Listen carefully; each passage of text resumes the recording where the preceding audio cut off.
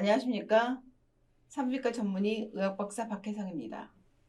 오늘은 유방암 수술 후에 성생활에 대해서 알아보겠습니다. 유방암은 브레스트 캔서라고 하고 그래서 BC라고 하겠습니다. 여성에게 가장 흔한 비피부암입니다. BC로 진단된 여성의 5년 생존율이 요즘 점점 높아지고 있는데요. 2000년에서 2006년도에 88%고 지금 현재는 90%가 넘고 있습니다. 그 전에는 1982년도에는 여성이 73%가 살았죠. 굉장히 흔한 암이고 그리고 치료로 인해서 폐경기 상태가 되거든요. 안티에스트로겐을 쓰기 때문에 그래서 그런 여성의 68%가 성기능 장애를 앓고 있습니다. 그리고 이런 성기능 장애에는 욕망, 각성, 성행위 빈도의 감소가 있고요. 그리고 이래 신체 이미지, 유방암 수술하게 되면 한쪽 유방에 혹만 제거할 수도 있지만 유방을 다 절제할 수도 있잖아요. 이럴 때 이미지와 성적인 자존감의 변화가 오기 때문에 굉장히 슬퍼하고 그리고 화학요법을 하거나 보조 호르몬요법을 할 경우 이제 폐경이 되면서 외음부나 질의 위축이 오게 됩니다.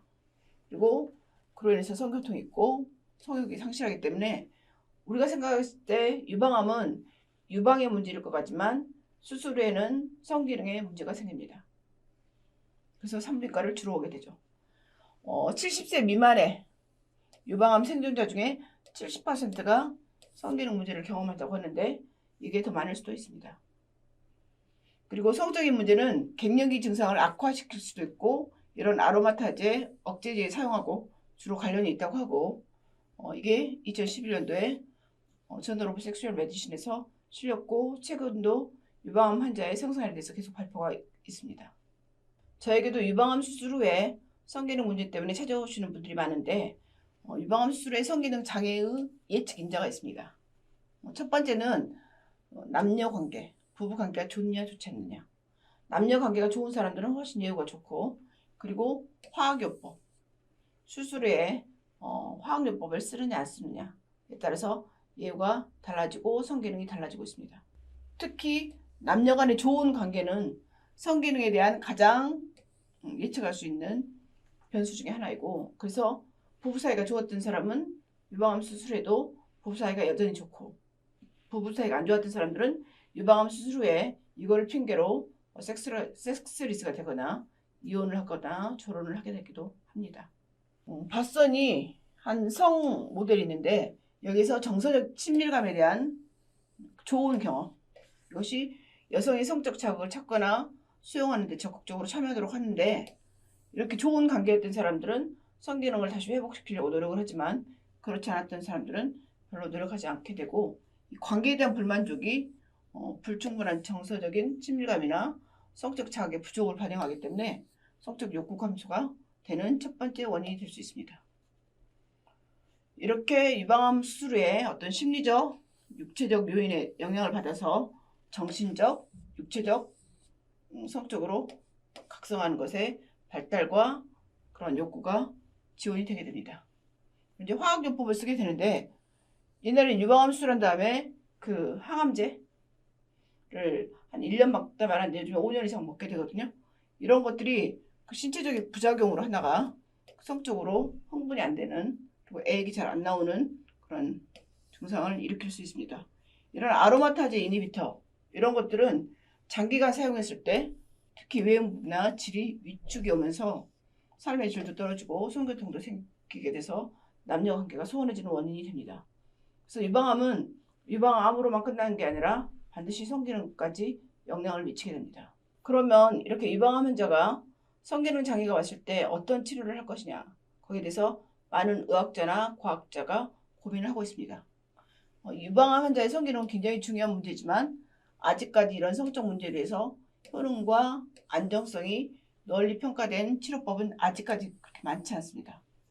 하지만 유방암 환자로 상존한 사람과 그 파트너가 이런 그 직면한 성 문제에 대해서 일단 뭔가 해결책을 찾는데 진전이 이루어지고는 있습니다. 그래서 오늘 이 시간을 가졌고요. 그래서 제일 중요한 거는 성생활과 친밀감을 다루고 그 외에 약물을 쓰거나 비약물요법이나 심리적, 사회적 개입이 검토되는 게 좋겠습니다.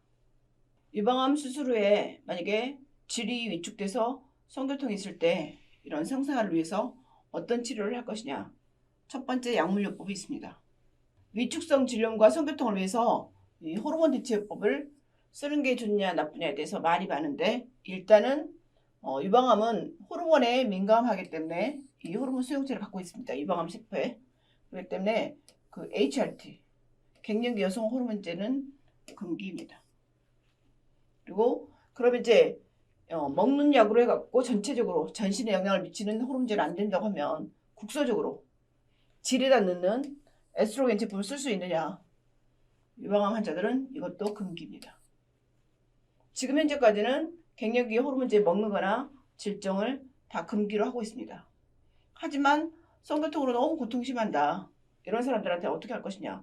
그래서 여러 과학자들이 연구를 했습니다. 프루티가 여성의 그 비뇨생식기 질 위축성 변화에 용량이 적게 17베타 에스트라다이올을 질정제를 10마이크로그램을 썼거나 그 다음에 질의 에스트로겐 링이 있거든요. 이렇게 링. 이 링을 쓸 경우 10일 동안 매일 질에 하루에 한 장을 투여하거나 아니면 일주일에 2번 넣거나 아니면 링을 3개월마다 하나씩 넣거나 이랬을 때 어떤지 연구를 했더니 종양학자랑 산부인과 의사들 사이에서 여전히 뜨거운 논쟁거로 남아있고 그리고 전신적으로 소량의 그 약물이 나오는 것도 문제가 될 수 있기 때문에 그리고 아로마타제 이니비터를 방해할 가능성이 있기 때문에 여기도 아직까지 퀘스천 마크입니다. 너무 괴로우면 써도 되지 않느냐. 근데 아직까지 안전성에 대해서 뚜렷한 결과가 나오지 않고 있습니다. 그리고 유방암 환자에게 그 최소한으로 흡수되는 국소 질 에스트로겐 처방은 아직은 오프라벨이고 미국 FDA에서는 유배된다고 권장사항이 아니라고 발표를 하고 있습니다. 만약에 정 써야 된다면 환자한테 상담하고 동의를 받고 그리고 대화 내용을 기록한 다음에 쓸 수 있습니다.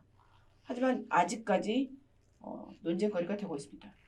그러면 전신적으로든 질로든 에스트로겐을 쓸 수 없다고 하면 그 외에 쓸 수 있는 대체 치료법이 없는지 연구를 했습니다.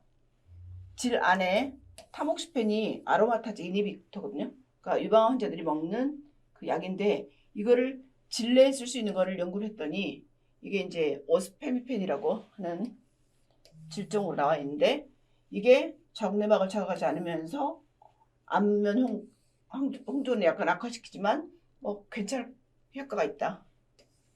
이런 보고가 있고 그 다음에 DHA 이것이 질 위축에 반전하는 효과가 있고 호르몬 수치의 변화는 없고 성역저하 치료에도 효과가 있기 때문에 쓸 수 있겠다.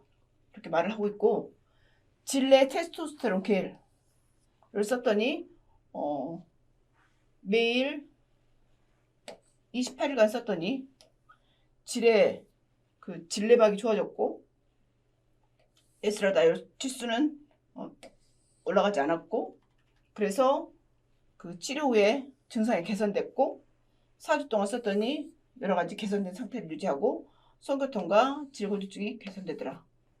이렇게 보고를 하고 있고 그러면 이렇게 테스토스테론 겔 말고 전신적으로 테스토스테론을 쓰는 건 어떠냐. 그렇게 했더니 여기도 논쟁은 계속되고 있지만 전신적으로 쓰는 테스토스테론 사용은 아직은 실험적이다. 아직 연구가 부족하다고 발표를 하고 있습니다. 그렇지만 이런 것들도 대체요법도 완전하게 안전성이 있다는 보고는 아직 없습니다. 그리고 유방암 환자들이 여러 가지 이유로 우울증이 많이 생기는데 그럴 때 우울증 약 중에 부프로피온이라고 하는 약이 있는데 항우울제입니다. 이거를 4주 동안 매일 300mg을 줬더니 성욕이 좋아졌고 각성, 오르가즘의 강도, 그다음 성적 만족도가 증가한다고 보고를 하고 있습니다. 그래서 유방암 진단과 함께 이 항우울제로 성기능 장애가 있다. 이럴 때 이런 목적으로 부프로피온을 쓸 수 있습니다. 그리고 포스포다이에스트라제 이니비터인 이제 실데나필이고 비아그라나 같거든요. 이거는 그 유방암 환자의 각성장애, 예를 들어 애기 잘 안 나온다 이럴 때 FDA 승인이 없음에도 불구하고 최근에 인기를 얻고 있습니다. 이거로 치료를 할 경우는 SSRI로 인한 이게 이제 우울증 약이거든요. 우울증 약으로 인해서 성기능 장애가 있을 때 새로운 치료법을 제공할 수 있고, 그리고 성적 불만을 완화하기 위해서 이런 실데나필 치료가 계속 연구되고 있고 상당히 많이 쓰고 있습니다. 그러니까 여성도 비아그라를 먹을 수 있다는 거죠. 유방암 환자의 약물요법이 아직도 논쟁거리가 있다고 하면 그러면 비약물요법은 어떤 게 있을까요? 일단 가장 유방암 환자들을 위한 1차 치료제로는 질보습제나 수용성 질윤활제입니다.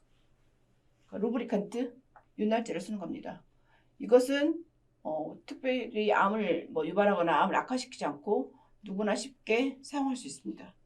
그 외에 다른 것들 살균제, 향수 이런 것들은 안 쓰는 게 좋다고 하고, 그다음에 이제 질이 위축이 되면 질 확장제랑 이 윤활제를 같이 사용할 수 있고, 그다음에 규칙적인 성행위가 질 위축 예방에 굉장히 도움이 되기 때문에 성관계를 규칙적으로 하는 것이 굉장히 도움이 됩니다.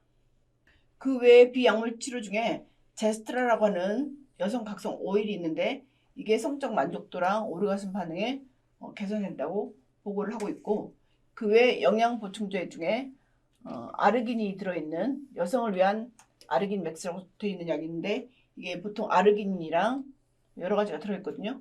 이런 것들이 성욕이랑 음액의 감각을 개선하고 만족도를 높인다고 보고하고 있습니다.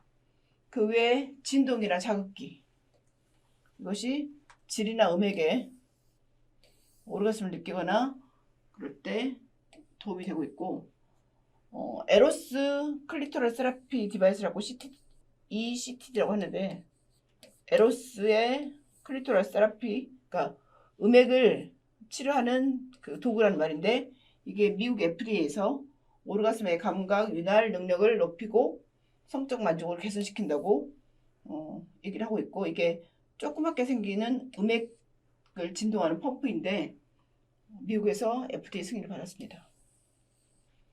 요즘에 이제 이거와 비슷한 도구들이 굉장히 섹스토이를 통해서 많이 만들어지고 있죠. 우먼환자가 그것의 일종입니다. 그리고 유방암 환자에서 심리적으로, 사회적으로 개입을 할 수가 있습니다. 부부가, 환자가 아니라 부부가 유방암 이후에 성관계라든가 두 사람의 관계 문제에 대해서 대처하기 위해서 도움이 필요한데, 이런 방식이 여성 유방암 환자들에게 굉장히 도움이 되고 있습니다. 그리고 커플을 같이 상담하거나 인지행동 치료를 하거나 신체 이미지에 대한 거, 그리고 거기에 대한 대처 전략이라든가 마음 챙김 기반 중재 같은 것들이 도움이 되고 있습니다. 특히 커플 상담이 중요한데 개별적인 여성보다는 부부에 초점을 맞춘 것이 훨씬 그 임상적인 개선을 가져온다고 하기 때문에, 만약에 유방암에 대해서 여러 가지 애로사항이 있으면 부부가 같이 상담하는 것이 좋겠습니다. 그럴 경우 문제 해결 기술이라든가 정서적 표현력, 개인적으로 어떻게 성장할지, 유방암이 성기능에 미치는 영향 같은 것을 상담할 수가 있습니다. 그리고 여성 혼자만 개별로 상담하는 게 좋은데 치료 1년에서 5년 후에 유방암 여성을 대상으로 6주간 심리교육이라든가 관계조정, 의사소통에 대해서 했더니 관계가 개선되고 성에 대한 만족도가 증가했다고 보고를 하고 있습니다. 그러니까 교육이 필요한 거죠. 2주간에 2시간 세션으로 교육을 했더니 문제 해결, 신체 이미지에 대한 거, 그 릴렉스, 수용 문제 이런 것들이 결혼 친밀감, 성적 관심이나 성기능 장애 포함해서 여러 가지 기능이 개선이 되었습니다. 특히 이럴 때 윤활유나 진동의 사용에 대해서도 충분히 얘기를 했더니 여성들이 강한 관심을 보였습니다. 마인드 컨트롤 같은 건데, 마음 챙김은 우리가 동양에서는 여러 번 계속 발전했는데 서양에서 최근 30년 동안 의학으로 발전을 하고 있습니다. 이 분야에서 많은 연구가 있는데 8주 프로그램으로 이거를 개발했더니 굉장히 많은 좋은 결과가 있었다고 하고, 특히 두려움을 줄이고 재발에 대한 두려움을 줄이고 스트레스, 불안 및 우울증을 감소시켰고 더 많은 에너지를 촉진시키고 피로와도 싸우고 방해된 수면을 감소시키고 이렇게 고통도 감소하고, 그래서 그 명상을 하는 것이 굉장히 도움이 되고 있습니다. 유방암은 치료 중, 치료 후에 성기능 장애가 있는데 이것이 매우 복잡한 장애고 이미 스트레스가 많은 삶에 시간을 악화시킬 수 있습니다. 자기를 탓하거나 남편을 탓하거나 가족을 탓할 수가 있습니다. 그래서 유방암으로 생존한 여성과 그녀의 파트너 그리고 종양학을 전공한 의사나 담당 의사 간의 치료나 상담을 통해서 그 위험을 최소화하고 성적인 건강을 극대화시키는 그런 치료 계획이 있어야 합니다. 그리고 여성에 대한 상담은 유방암 수술 전이나 아니면 바로 수술 끝난 다음에 조기에 상담을 시작하는 게 좋고, 성교통을 예방하기 위해서는 윤활제 사용에 대해서 필요성을 얘기를 하고, 그리고 여성 및 파트너를 위한 어떤 개입이 제공이 되어야 합니다. 특히 저에게 이제 유방암 수술 후에 성교통으로 오시는 분들이 많은데 섹스를 쓰거나 아니면 이미 이혼을 했거나 아니면 별거인 여성들이 오는데 여러 가지 개인의 사정에 맞게 치료를 권해드리고 있습니다. 여러분이 포기하지 않는다고 하면 유방암은 여러분 삶의 걸림돌이 아니라 디딤돌이 될 수 있습니다. 힘내십시오. 유방암에 걸리시면 옛날에 굉장히 걱정이 많았는데 요즘에 유방암의 예후가 굉장히 좋습니다. 그래서 거의 95% 이상 치료가 되기 때문에 유방암으로 인해서 삶을 정리하거나 이러지 마시고 부부 사이도 뭔가 위기로 만드시지 마시고 뭔가 이렇게 새로운 그 위기를 기회로 내지는 발전의 계기로 하셨으면 좋겠고요. 포기하지 말고 끝까지 노력하십시오. 부부 사이의 관계의 질이 성적인 건강의 이유를 결정합니다. 포기하지 마십시오. 지금까지 산부인과 전문의 의학박사 박혜성이었습니다. 이 영상이 도움이 되셨으면 구독, 좋아요, 공유, 알림 설정 부탁드립니다.